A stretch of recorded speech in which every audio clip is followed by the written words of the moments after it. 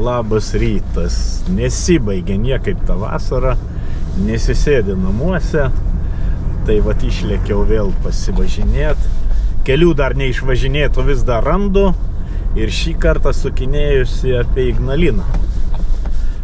Senai jau čia tų vietų kažkaip tai nedavažiuodavau apžiūrėt, bet kelių čia daug, gražių vietų, daug ir įdomių. Tai vat pabandom dieną arba dvi su nakvynė važiuoju praleisti Ignalinos apylinkėse. Sunku patikėti, kad jau ruduo, kad jau rugsėjo pabaiga. Gabaliuką paėjau pėsčias. Tai artėju prie Lino Verdenės šaltinio.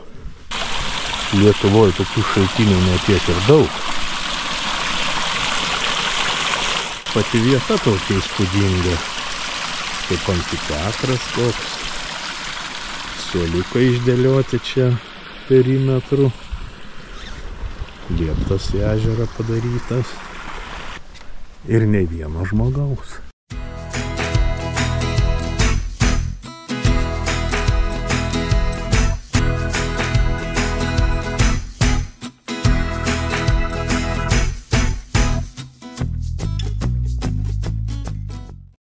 Kiek apleistų sodybviečių, apleistų sodų, pilna skaniausių obuolių.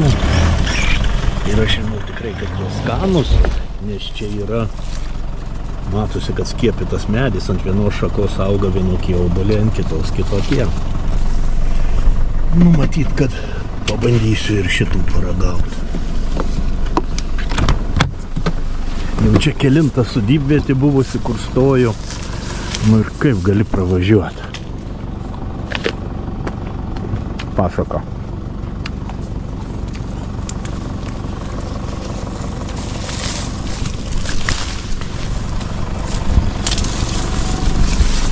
Nu, va dar padėsiu prie tų, kur jau turėjau. Netgi namo galima parsivežti. Nu, neįtikėtini kiekiai obuolių. Ir dar viena negyvenama sodyba. Pro tokias vietas niekad nepravažiuoju nesustojęs. Nes laikai keičiasi, kažkaip tai labai žmonių trumpa atmintis. Todėl aš manau, kad būtina priminti, kas čia vyko ir kodėl vyko. Ir po truputį artėju prie Kačėniškės piliakalnio.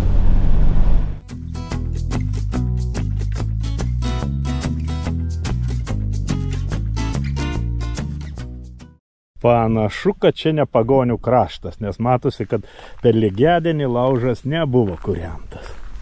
Sąšaukoje nedalyvavo. Nu, čia ne Žemaitija.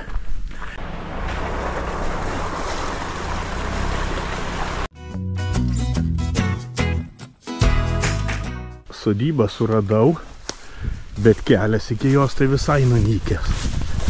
Nežinau, kaip čia pasiseks pravažiuoti. Nu, vat kelias va taip atrodo. Bandysiu dar kažkaip tai brautis, bet šiaip tai absoliučios džiunglės. Oi, tai lengva. Kur aš jį įkritau į kažkokią tai duobę.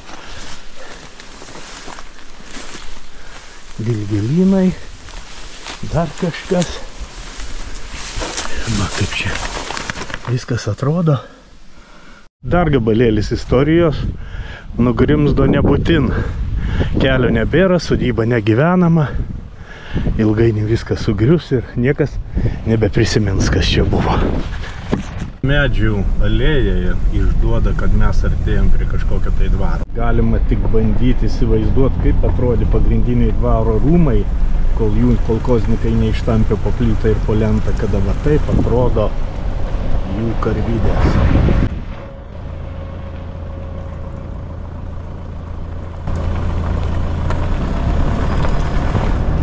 O neužilgo atvažiuosim ir prie buvusio arklidžių pastato. O taip atrodė arklidės.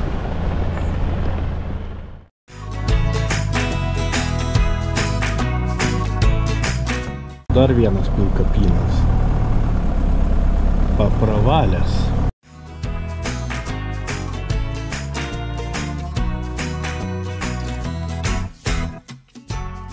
visai neblogą vietą sustot, biškį pasistiprint.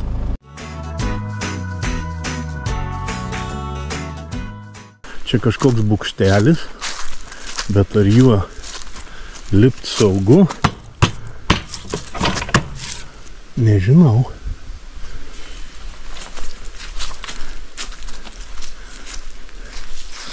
Nu, čia reikia būt drąsiu. Ai, ten lentos iš vis nubirėja. Niekam jisai čia nebeįdomus. O čia nieko nuo jo ir nesimato. Nu, faktas užfiksuotas, buvau ant Budakalnio.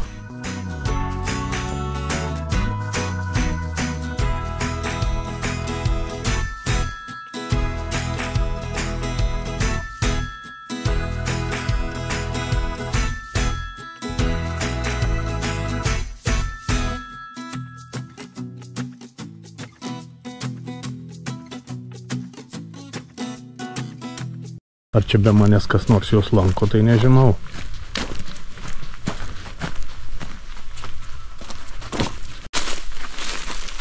Čia ne šiaip savo griovys miške, o tai yra iš 13 amžiaus likę gynybinio įtvirtinimo likučiai.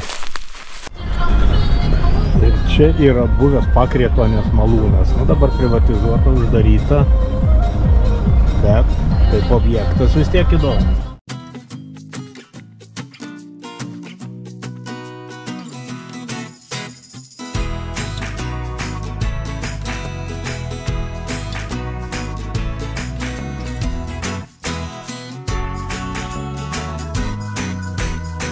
Parašyta, kad čia Stuglių piliakalnis, bet matau mėlyną triobelę.